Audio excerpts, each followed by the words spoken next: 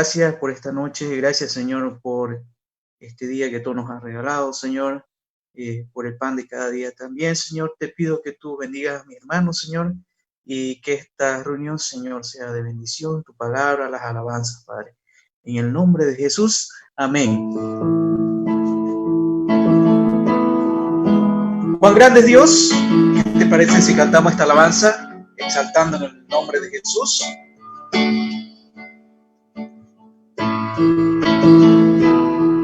Con esplendor de un rey, vestido en majestad, la tierra adorará, la tierra adorará, rodeado por su luz,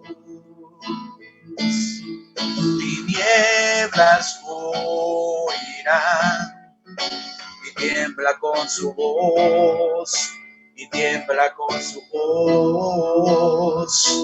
Cuán grande es Dios, sí, cuán grande es Dios, todos cantarán. Cuán grande es Dios. Alaba el nombre de Jesús. Perfecto solo es Él. Perfecto solo es Él.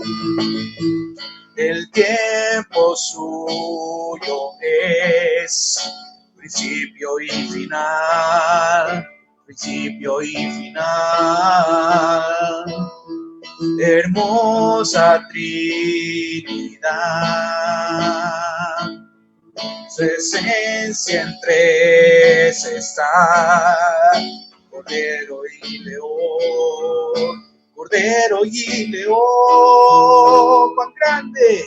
Cuán grande es Dios, sí, cuán grande es Dios.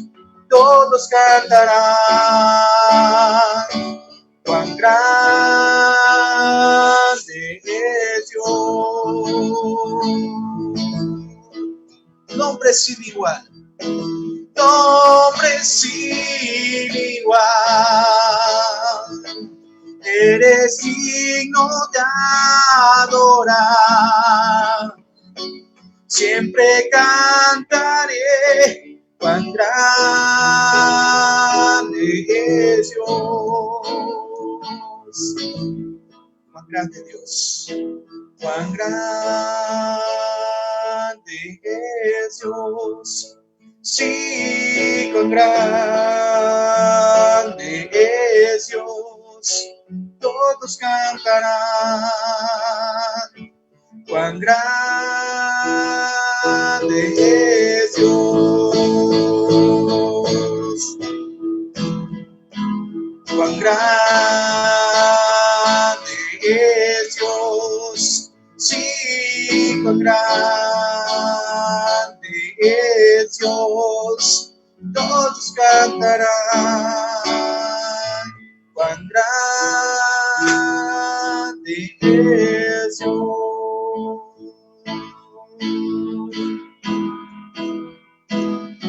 Continuamos cantando esta canción que dice: bendito sea el nombre de Dios. Sigamos alabando y exaltando el nombre de Jesús. Bendito sea Dios en la tierra en plenitud. Río fluye sin cesar. Bendito sea Dios. Bendito sea Dios, aunque solo yo esté caminando en soledad.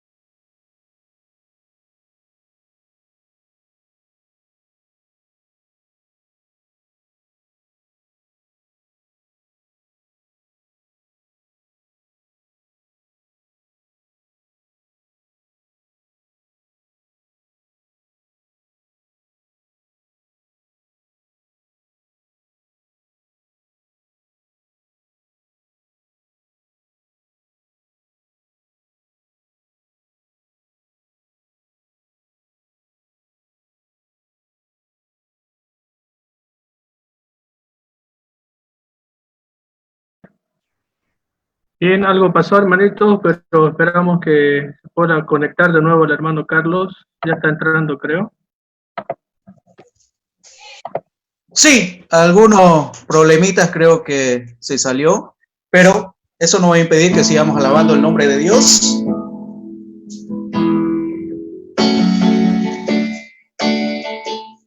Bendito sea Dios, aunque solo yo esté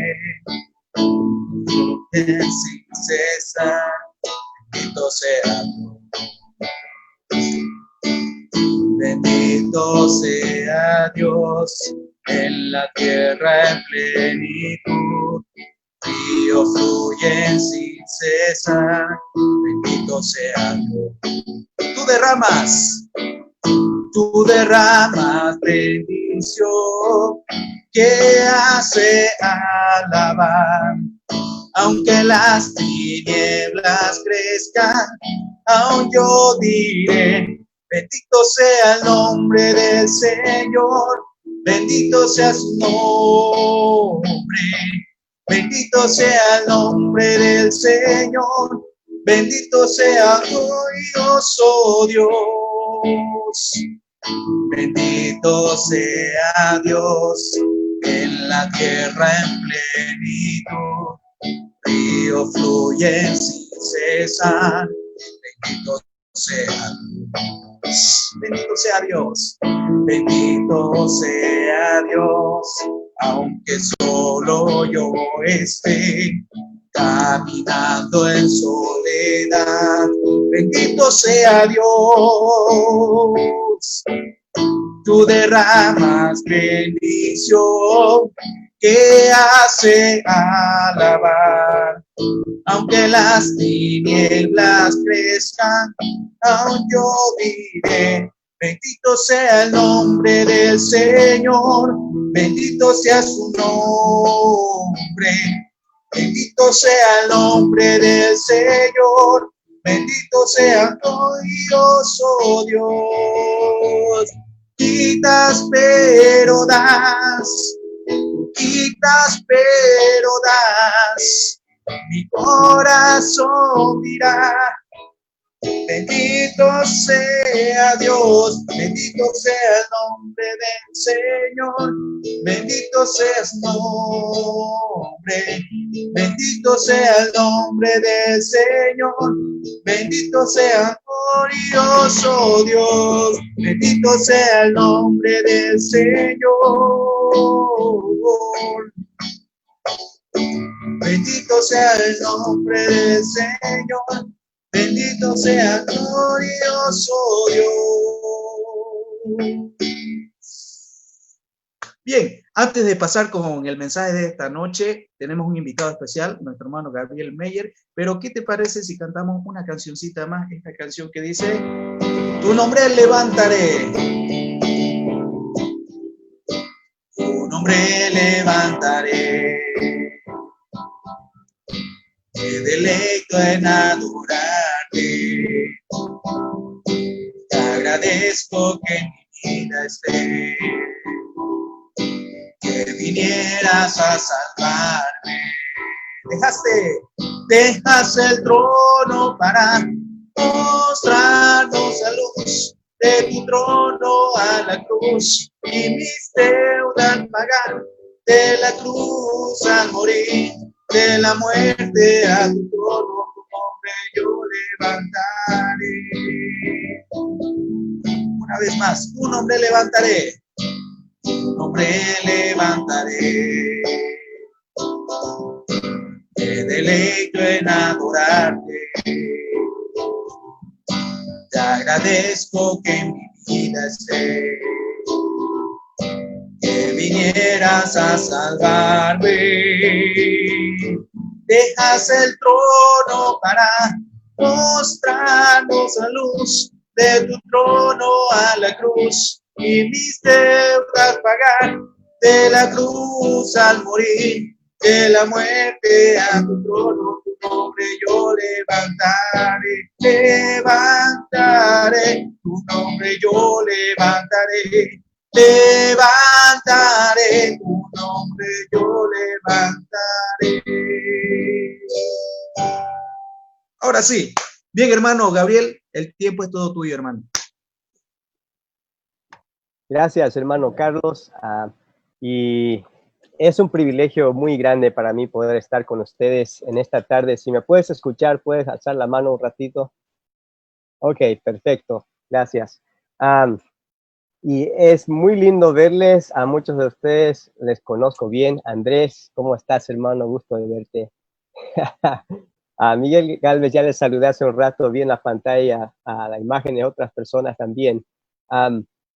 Renzi, Carmen, Marcos Vaca, wow, me trae muchas memorias y mucha alegría al corazón simplemente estar con ustedes. Aquí con ustedes también está, lo veo a Tomás Nunciato, y quizás muchos ven la pantalla y ven este hermano Tom Nunciato, él está saludando ahorita. Él es uno de los ancianos de nuestra iglesia aquí en Gresham, Oregon.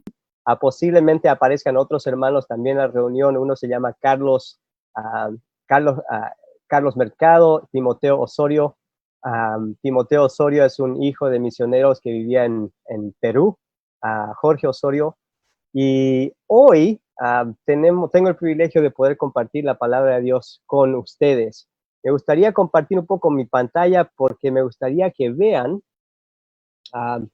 cómo está mi familia. Pero antes de empezar,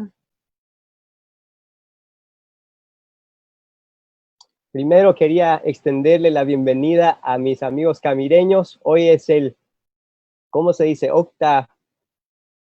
Octaquinto, bueno, 85 aniversario de Camiri. Y he estado ahí para unos 4 aniversarios, desde el 2004 hasta el 2008. Fueron muy lindos los tiempos y solamente quería decirles, hermanos, felicidades, Día de Camiri. Y supongo que pensando en estos tiempos, estos son aniversarios que nunca vamos a olvidar, porque es muy diferente todo lo que estamos experimentando, nuestros aniversarios, nuestros cumpleaños, días festivos son muy diferentes a los días que solemos tener. Así que felicidades, hermanos, y vamos a continuar. Me gustaría mostrarles una imagen de mi familia. Para muchos que me están preguntando cómo están tus hijos, cómo está tu esposa, aquí está una imagen de ellos. Aquí está Caleb, tiene 17 años, va a cumplir 18 en febrero, así que está en medio año de los 17 años y está en su primer año de la universidad. A los 17 años acabó su primer año de la universidad. Me pasa, tiene 2 metros de altura y yo no llego a los 2 metros ni, ni cerca. Luego está Cela, que ya también me está alcanzando en la estatura. No creo que me va a alcanzar Esperanza, pero la niña aquí a la derecha es nuestra hija que nació en Bolivia en el 2008, nació en Bolivia. Y luego están 3 que no conocen, mis hermanos camireños. Está Joel, aquí a la izquierda. Luego está Samantha o Sammy, y está Shiloh o Shiloh, el chico ahí, el pequeño, tiene 6 años. Así que son 6 los niños, y ya están creciendo rápido. Yo conocí a muchos de ustedes, Carlos Mercado, Kevin, cuando eran la edad de estos chicos, de los más grandes. Pero un saludo grande de parte de mi familia a ustedes. Hablando con mis hijos, a veces se recuerdan, los mayores se recuerdan de situaciones. Caleb se acuerda que él no hablaba muy bien el español y se fue a kinder en la escuela cristiana camireña y le preguntaron cuál era su nombre. Y él había estado viendo episodios de VeggieTales, los cómicos vegetales, ¿no? Y se acordó del nombre de uno que se llamaba Pepino. Así que cuando le preguntaron el nombre, la única palabra que le salió fue Pepino. Así que se quedó con el nombre Pepino. En el kinder le llamaban Pepino a Caleb. Y realmente salió un poco como Pepino porque está un poco alto. Pero hoy vamos a estar en el libro de Filipenses. Hace unos años atrás, aquí en Gresham, estudiamos el libro de Filipenses, y Me encanta esta carta porque tiene un mensaje muy poderoso y creo que es un mensaje que llega en buen tiempo. Es la carta de Pablo a una iglesia donde, si nos vamos al libro de Hechos capítulo 16, encontramos, es una colonia romana. Filipos es una colonia romana. Ellos en sí no eran romanos naturales, estaban en naturalización para hacerse ciudadanos romanos. Y Pablo llegó a esta ciudad con Silas, otro apóstol. Llegó a esta ciudad y empezó a predicar, y salió una joven esclava con un espíritu de adivinación y empezó a proclamar, ¿no? Yo les conozco, porque están haciendo aquí, hijos del Altísimo. Y Pablo se dio la vuelta y básicamente reprendió al espíritu maligno que estaba en esta señorita, en esta joven, y el espíritu la dejó. Pero esta mujer era usada por, supongo que dueños o gente que se estaban aprovechando de la situación, estaban ganando dinero a través de la adivinación de ella, y ahora que ya no tiene el espíritu, no va a poder adivinar.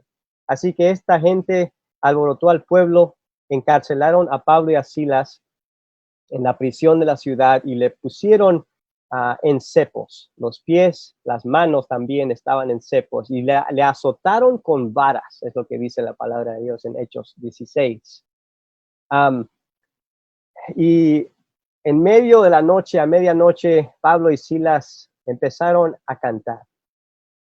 Y ahí cantando, de repente el poder de Dios sacude la tierra, hay un terremoto, se caen las paredes, y el soldado que está guardando la puerta, al ver que las paredes se deshicieron, se dio cuenta, si perdió a sus prisioneros, le van a quitar la vida, así que mejor se quita la vida él mismo.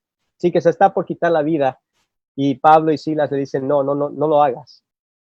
Aquí estamos, no vamos a correr. Y el hombre se dio cuenta que esto era la mano de Dios, y él dijo, mira, hombres, ¿qué debo hacer para ser salvo?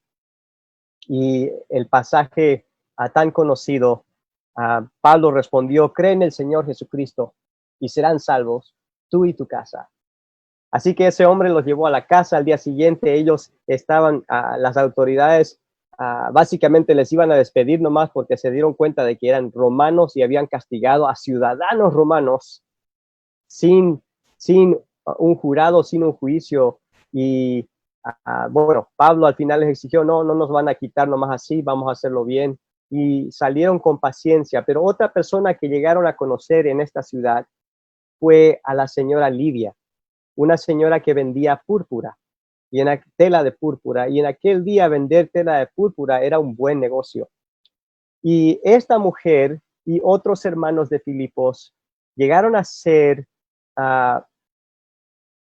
un pueblo tan generoso con Pablo que ellos le apoyaban a Pablo en su ministerio. En cuanto a finanzas, no solamente en cuanto a finanzas, también enviaron ayudantes que vayan a trabajar con Pablo. Uno de ellos es el hermano Epafras o Epafrodito. Él salió de Filipos. Así que este es el contexto de la ciudad. Una ciudad donde parece que hay espíritus malignos, hay una corriente de magia, hay gente que manipula a otra gente, hay gente que está queriendo alcanzar ciudadanía con los romanos, y está difícil la situación. Pero ahí nace esta iglesia. Y lo que ocurre, si nos vamos a ver el libro de Filipenses, cuando aquí más tarde Pablo está en la prisión, y de una prisión él les envía esta carta a los hermanos de Filipos. Y ¿cómo se presenta el libro de Filipenses? No vamos a enfocarnos en todo el libro, pero vamos a enfocarnos en el corazón del libro. Y para conocer un poco el corazón del libro, aquí está una presentación gráfica del libro. En el capítulo 1 y al final del capítulo se encuentra una actitud de agradecimiento. Pablo empieza el libro con agradecimiento y acaba el libro con agradecimiento. Qué lindo, qué lindo ejemplo. Empezar las cosas con gratitud y voy a acabarlas con gratitud. Y a propósito, Pablo está escribiendo de la prisión. Así que consideremos su situación.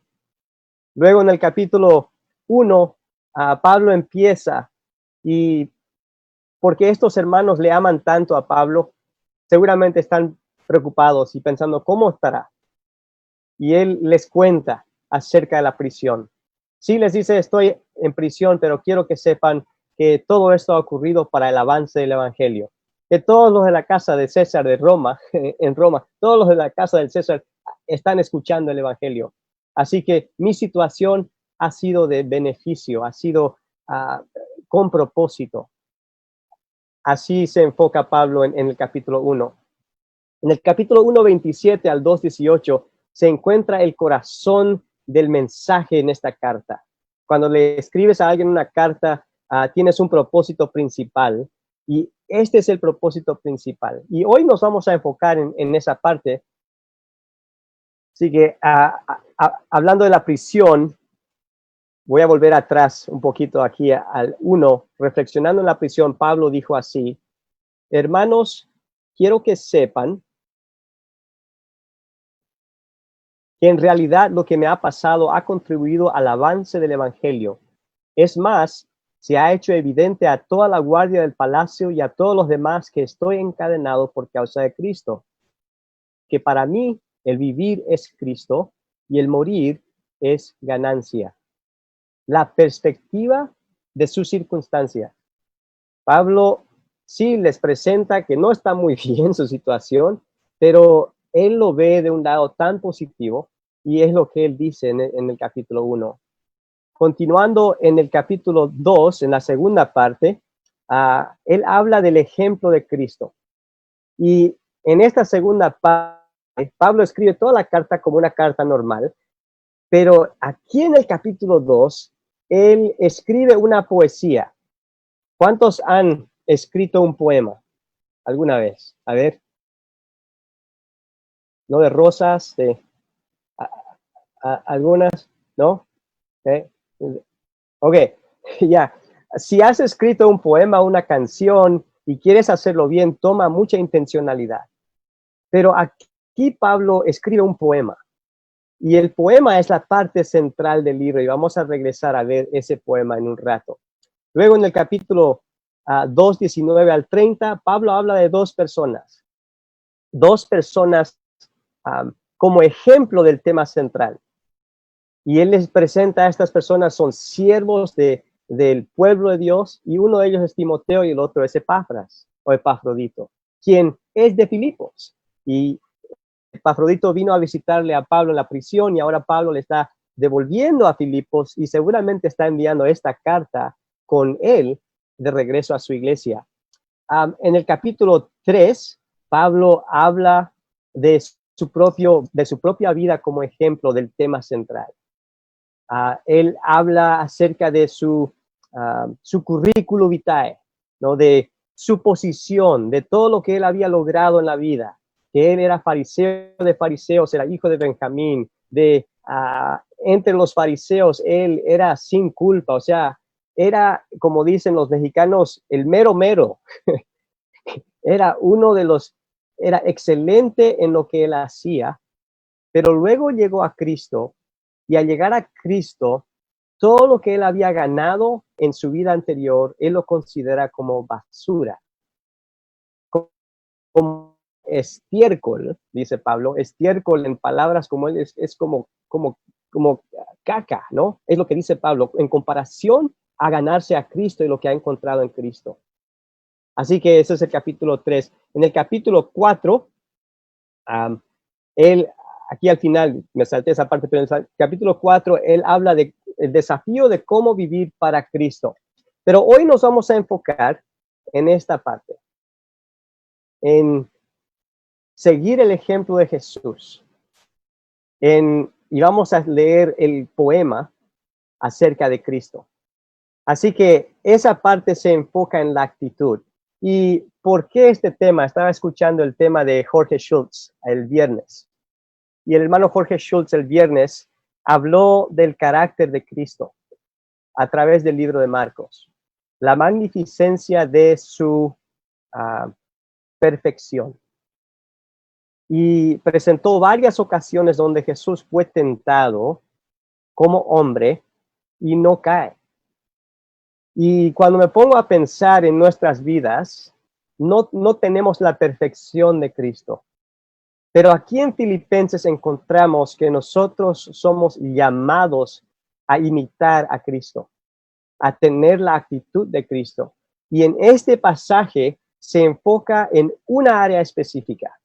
A veces cuando pienso en mi propia vida y las luchas que he tenido en mi carácter y las que todavía tengo, y pienso cómo avanzo, cómo logro superar una área de mi vida que me cuesta.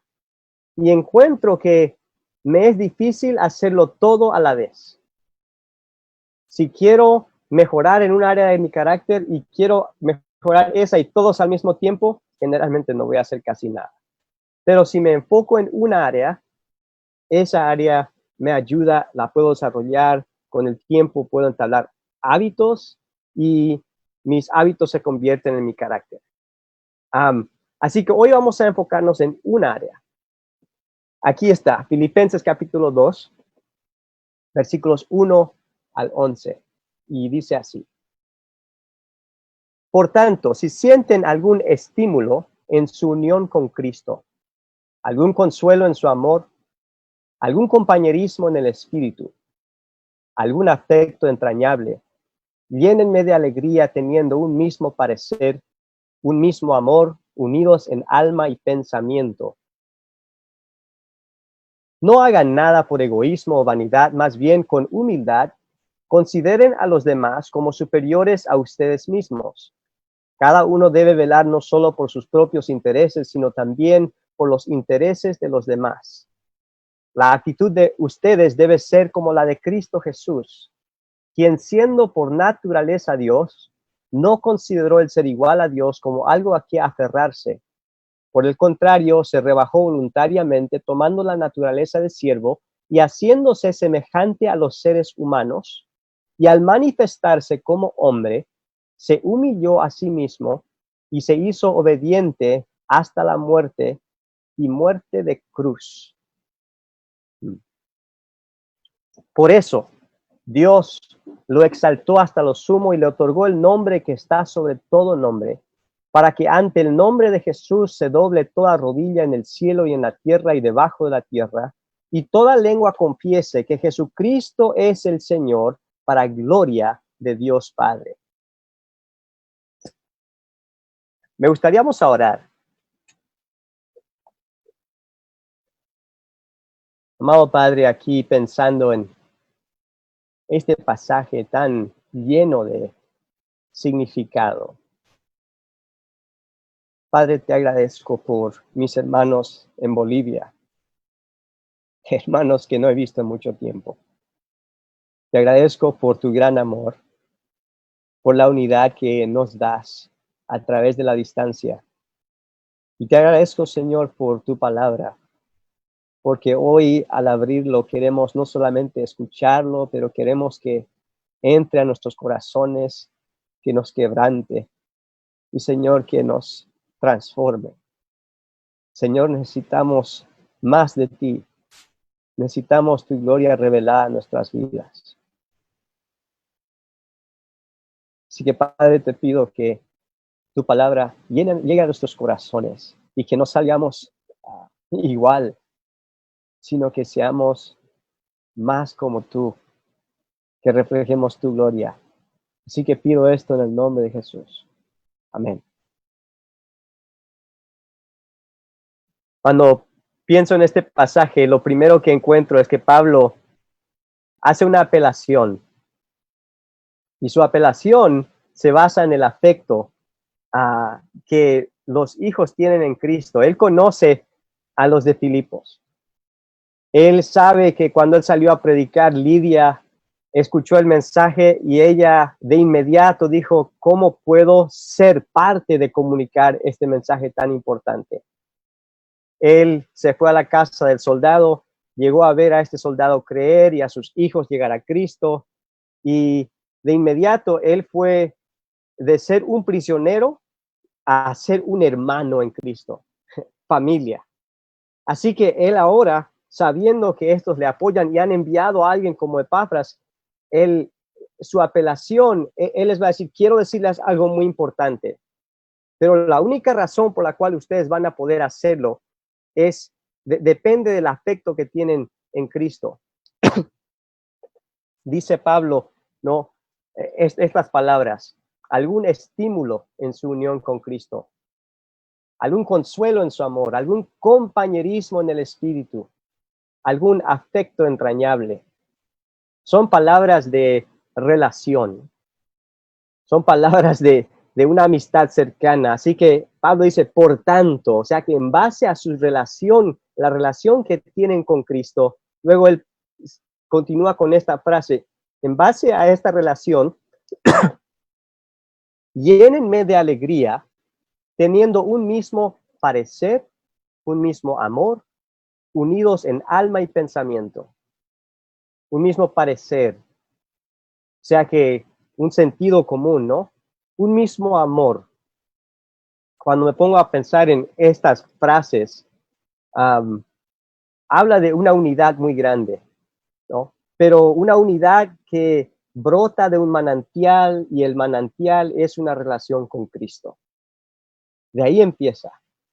Un mismo parecer, amor, unidos en alma y pensamiento, pero todos empiezan con ese versículo 1. El estímulo, lo que nos impulsa, es nuestra relación con Cristo.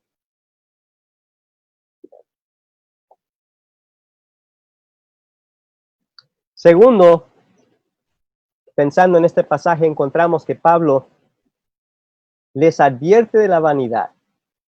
Miren lo que dice. Versículo 3. No hagan nada por egoísmo o vanidad. Y versículo 4.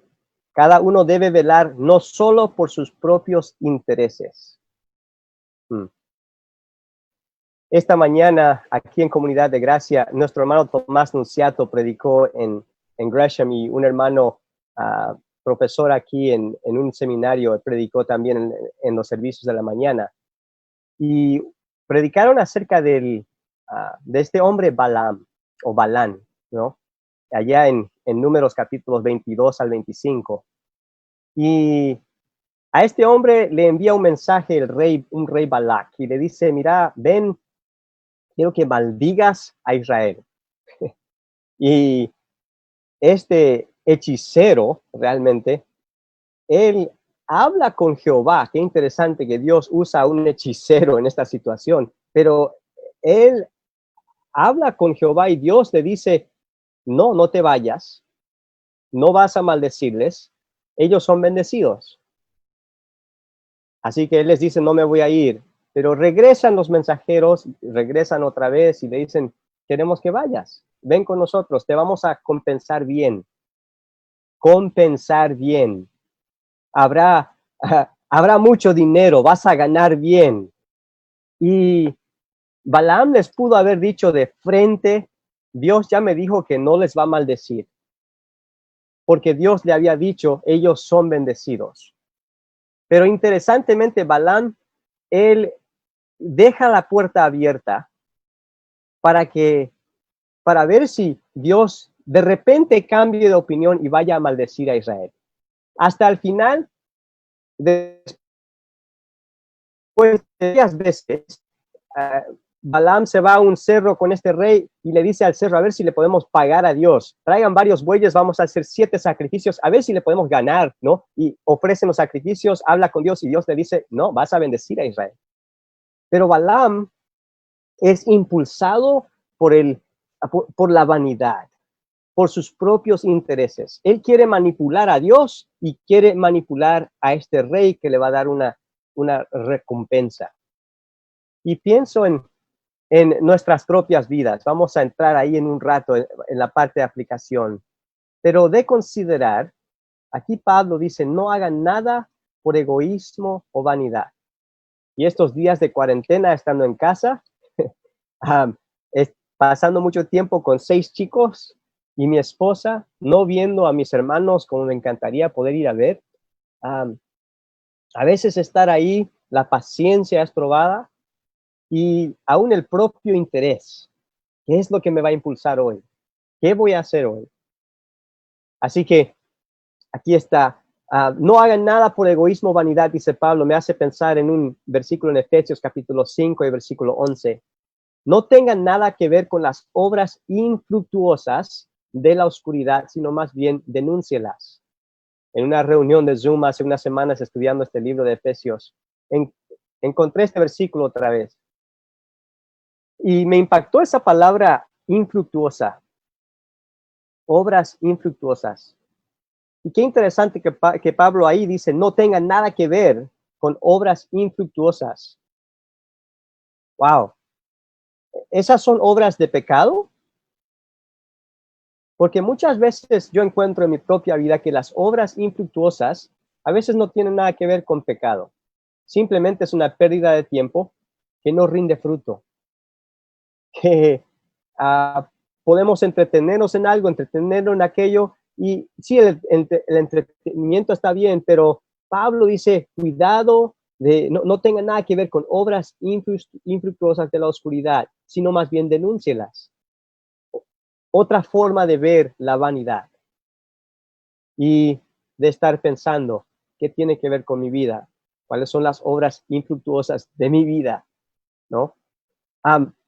Y lo interesante con Pablo, él nos ayuda a reconocer lo malo y luego te da un reemplazo. No simplemente te dice, deja de hacer lo malo, sino Pablo te dice, tienes que reemplazarlo con algo, ¿no? En este caso, dejen lo vano, dejen de simplemente enfocarse en su propio interés, y versículos 3 y 4, la contraparte, más bien, con humildad, consideren a los demás como superiores a ustedes mismos. Y en el versículo 4, sino también por los intereses de los demás. A veces queremos cambiar nuestro carácter y nos enfocamos en dejar de hacer lo malo, pero no tomamos algo bueno y poner lo bueno en su lugar. En casa, hablando con mis hijos, a veces hay un ambiente de negatividad. A veces escucho que uno bajonea al otro. Y tenemos esa conversación. ¿Qué le dijiste? ¿Qué le llamaste? ¿O le llamaste tonto? Ok. Me gustaría que consideres y quiero escuchar 5 palabras positivas hoy que te nazca, que de ti brote 5 palabras positivas hacia esa misma persona. Y cómo cuesta, es como jalar dientes. Cuesta escuchar un hijo que está diciendo palabras negativas, de cambiarlas por palabras positivas. Pero si simplemente quiere dejar de actuar de una manera sin reemplazarlo, no va a ocurrir. Más bien con humildad, consideren a los demás como superiores a ustedes mismos y de velar por los intereses de los demás. Ahí dice Pablo, con humildad. Hablando de la humildad, yo pensaba que era humilde y después me casé. ¿Cierto, Miguel Gálvez? No sé, pero ¿cuántos de los casados podemos identificarnos con esta frase?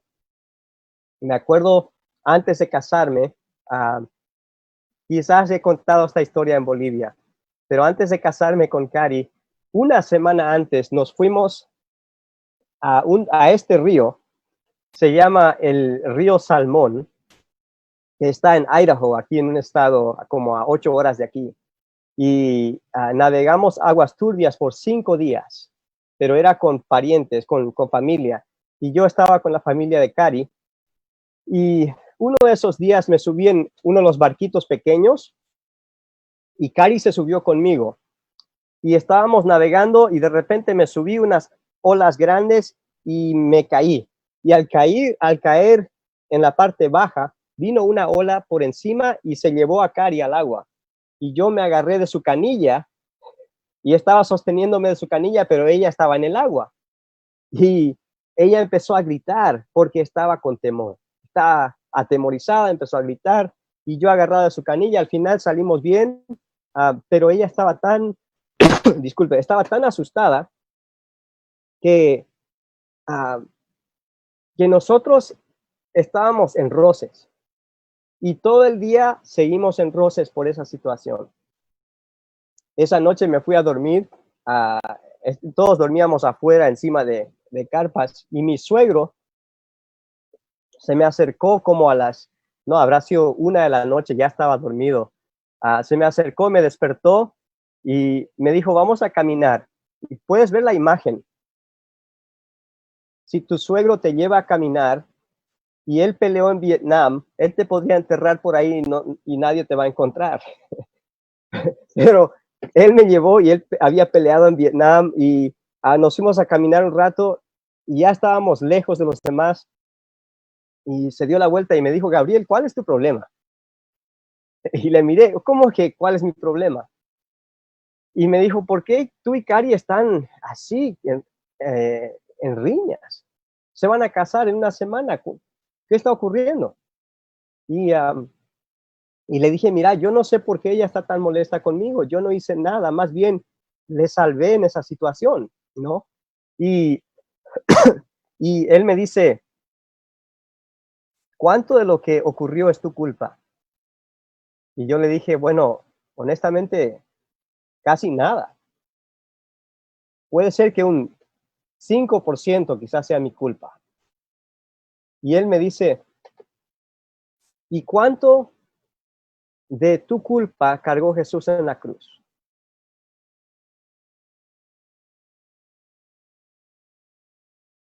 Pues él cargó todo. Él asumió mi culpa en la cruz. Era mi culpa, mi pecado. Y él se fue ante el Padre y él dijo, papá, esta es mi culpa. Y él simplemente me dejó con ese pensamiento. Y al día siguiente me fui a conversar con Cari, ¿no?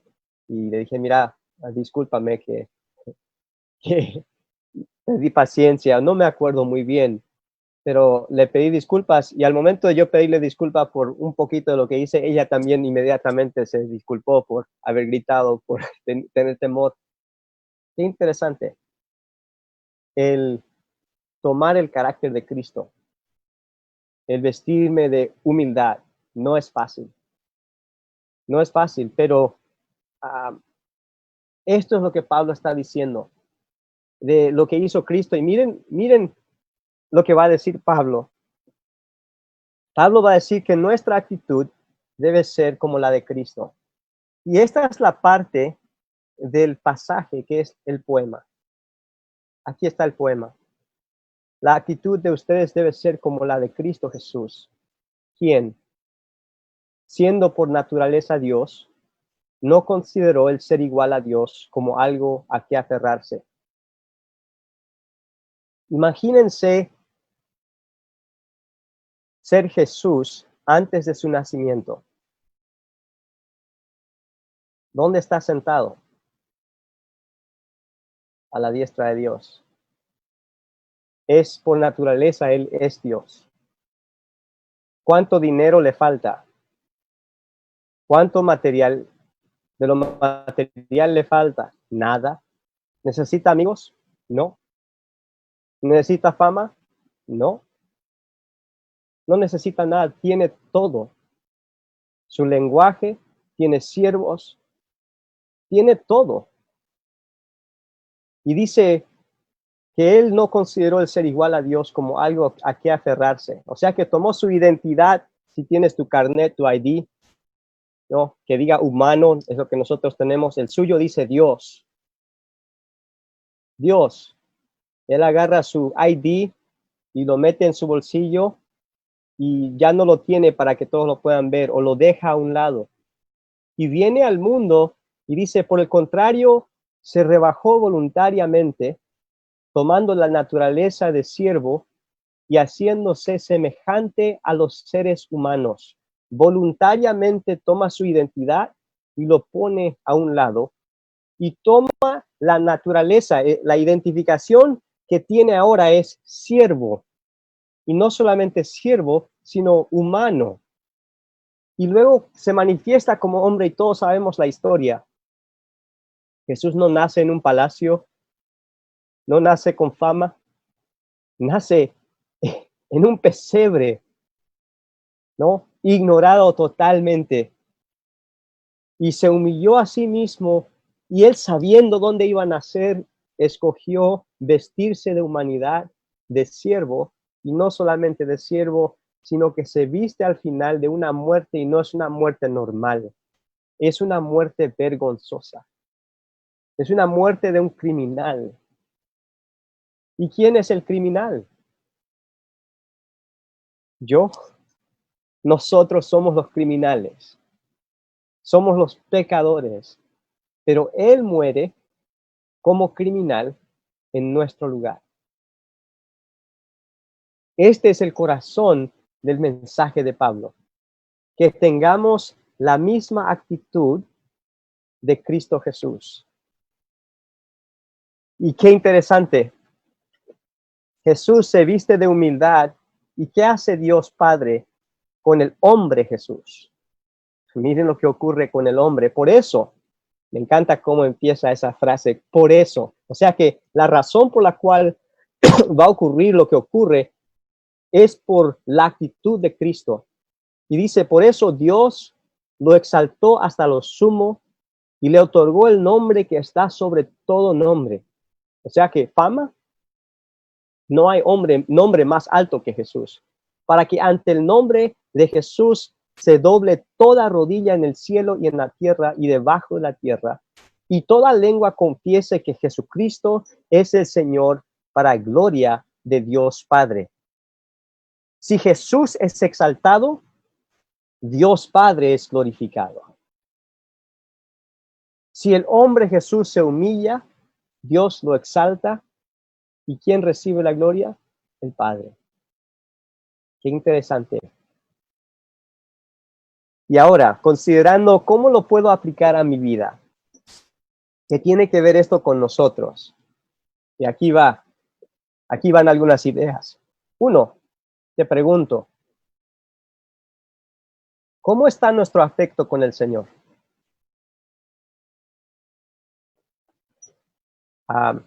Me preguntaron en casa hace unos días, estábamos hablando de esto. ¿Cómo está nuestra relación con Cristo? Y la pregunta era, ¿cómo mejoramos nuestra relación? Y yo les pregunto, pues, ¿cómo mejoras tu relación con tus hermanos? ¿Qué debes hacer? Si estás casado y quieres mejorar tu relación con tu esposa o tu esposo, ¿qué debes hacer? Tienes que pasar tiempo con esa persona. Tienes que sentarte a hablar, conversar, a tener un tiempo intencional de conectar. Y si se conectan, si se hablan y empiezan a hablar y comparten, ahí la relación empieza a cobrar vida. Pero toma un tiempo de hablar, toma un tiempo antes de hablar de escuchar, toma un tiempo de servir. A veces es ser intencional en dar un regalo, en demostrar que estás pensando en esa persona. Hay varias formas que uno puede invertir. Mi pregunta contigo, para ti y para mí es, ¿cómo está nuestro afecto con el Señor? Si escribieras las 3 cosas principales que hiciste esta semana en tu relación con Dios, ¿cuáles serían? ¿Pasaste un tiempo en la palabra de Dios? ¿Tomaste tiempo de hablar con Él, de orar? ¿De conversar con Él acerca de tu día? ¿Tomaste un tiempo de alabarle? ¿O de compartir algo con alguien de su palabra? ¿Cómo está tu afecto con el Señor? Segundo, ¿cuáles son las obras infructuosas que nos jalan? ¿A qué me quiero aferrar? Aquí Pablo les está diciendo, cuidado de la vanidad. Y la pregunta que tengo que hacer es, tengo que considerar cuáles son las cosas que me arrastran. Y honestamente, una de las cosas que me arrastran es esta cosita aquí, el celular. Encuentro que muchos pasan muchísimo tiempo en cosas que realmente no importan.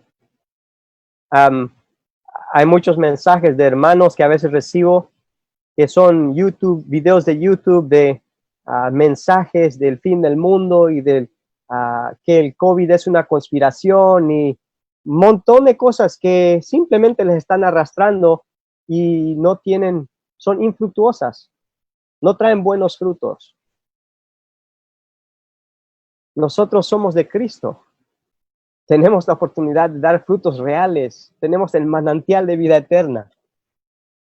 Así que, ¿cuáles son las obras, si te pones a pensar, las obras infructuosas en tu vida? Tercero, ¿cómo puedo practicar la humildad? ¿Cómo puedo practicar la humildad? Y hay varios ejemplos. Te puedes poner a pensar en la vida de Jesús. Él lavó los pies de sus discípulos, pero lo hizo como ejemplo, ¿no? El maestro es siervo. Y quizás no vas a ir a agarrar un frasco o algo para lavar los pies de alguien, pero ¿cómo puedes servir a un vecino? Quizás conoces a alguien que no tenga comida, o un hermano, una hermana que está con una situación difícil. ¿Podrías hacer algo para esa persona? ¿Dejarle algo? ¿Ayudarle con algo? Una forma de hacerlo, les quiero invitar, acércate a alguien y simplemente pregúntale, ¿cómo puedo orar por ti? ¿Cómo puedo orar por ti? Y 3 días después, acércate y pregúntale cómo está esa situación. ¿Cómo está esa misma situación? Porque es fácil decir, ¿cómo puedo orar por ti? Y después irte y no orar y olvidarte. Pero si sabes que dentro de 3 días le vas a volver a preguntar, ahí vas a estar orando y vas a empezar, estás no solamente interactuando con esta persona, estás interactuando con Dios y estás esperando una respuesta de Dios. Así que una forma de practicar la humildad. Y último, debemos confiar que Jesús está obrando en mi vida. Cuando pensamos en el tema de la humildad, yo pensaba que era humilde y después me casé. Honestamente, todavía pienso que me falta mucho.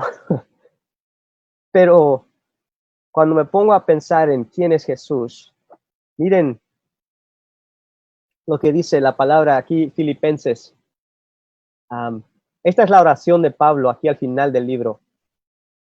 Dice Pablo, doy gracias a mi Dios cada vez que me acuerdo de ustedes.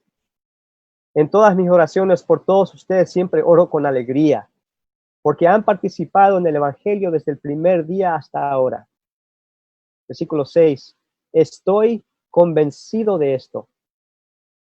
El que comenzó tan buena obra en ustedes, la irá perfeccionando hasta el día de Cristo Jesús. Todos estamos queriendo crecer en humildad. Y cuanto más crecemos, creo que más nos damos cuenta que nos falta. Y Pablo básicamente nos está diciendo, debes confiar que Jesús está obrando en tu vida. Él va a perfeccionarnos hasta el día de Cristo. Así que de aquí a 5 o 10 años vas a estar en un mejor lugar de donde estabas antes. Ese es el deseo. Y es lo que Cristo está haciendo. Y Pablo continúa y dice, sé lo que es vivir en la pobreza y lo que es vivir en la abundancia. Wow. Esta es la oración, ¿no? Al final ahí. He aprendido a vivir en todas y cada una de las circunstancias, tanto a quedar saciado como a pasar hambre, a tener de sobra como a sufrir escasez. Estos días de la cuarentena, esto realmente refleja la situación de muchos. Hay muchos aquí sin trabajo o con menos trabajo. Aquí hay varias madres solas que estaban ya en dificultad antes de todo esto y ahora está peor la situación. Ni me imagino las situaciones de mis hermanos ahí en Bolivia o en otros lugares. Y Pablo habla de sus circunstancias y es en este contexto que Pablo dice el versículo 13, todo lo puedo en Cristo que me fortalece. Puedo aguantar las situaciones difíciles, puedo aguantar las situaciones más fáciles. En cualquier circunstancia, yo puedo con Cristo. Este no es el versículo que me dice que voy a ser un Superman porque todo lo puedo. No, él está hablando de puedo crecer en toda circunstancia porque Cristo está conmigo. Él es mi fuente, Él es mi recurso. Él es quien me empodera. Todo lo puedo en Cristo que me fortalece. Les quiero invitar, hermanos, una de las cosas que empecé a hacer después de venir de Bolivia aquí a Gresham, Oregon. Empezamos un grupo, éramos 35 personas, y les he contado esto en mis viajes allá. Al inicio éramos unos 35 personas. Antes del COVID éramos 160 a 200.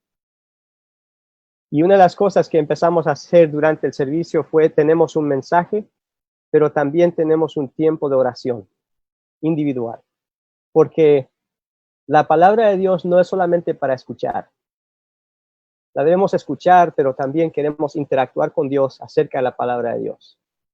Así que les quiero invitar de considerar, vamos a tomar 1 o 2 minutos de orar de esta manera. Puedes decirle, Señor, ¿cómo está mi relación contigo? Preguntarle, Señor, ¿cómo está? Y dejar que Él te hable. Preguntarle a Dios y espera, así como dice el salmista, ¿no? Examíname, oh Dios, y muéstrame si hay en mí algún camino de error. Y luego guíame en los pasos de la verdad. Y número 2, ¿cuáles son las obras infructuosas que me jalan? ¿O a qué me quiero aferrar? No es solamente una autoevaluación, estoy pidiendo al Espíritu Santo que me evalúe. ¿Cuáles son las cosas que me jalan? Número 3, ¿cómo puedo practicar la humildad? Y luego tomar un tiempo de simplemente escuchar la voz de Dios y pensar en los ejemplos de Jesús. Él es siervo, Él escucha, Él inicia conversaciones, Él perdona. ¿Y qué te está pidiendo el Señor? Y por último, de hacer lo que Pablo hace al inicio y al final de este libro, él da gracias. Da gracias porque Dios está obrando en su vida, en nuestras vidas. Y de pedirle, Señor, no me dejes tirar la toalla. De confiar en Él. Así que les quiero invitar, ahí donde están, vamos a tomar unos 2 minutos de silencio, 1 minuto y medio de silencio, y luego voy a orar. Y con eso se acaba el mensaje. Vamos a orar, hermanos.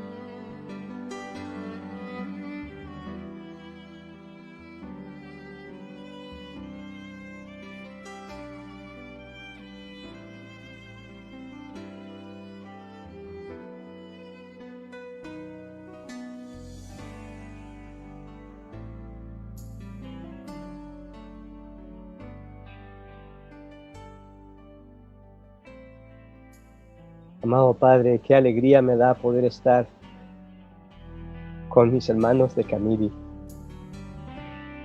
Gracias, Señor, por una familia que ama.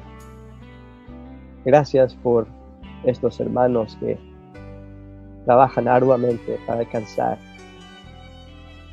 a anexos alrededor de Camiri, a otros pueblos alrededor, con el mensaje de Cristo. Señor, gracias porque todos estamos en crecimiento, estamos apuntando hacia la madurez. Y gracias por el poder que nos das en Cristo. Señor, te agradezco por esta tarde, por poder estar aquí, y gracias por tu palabra.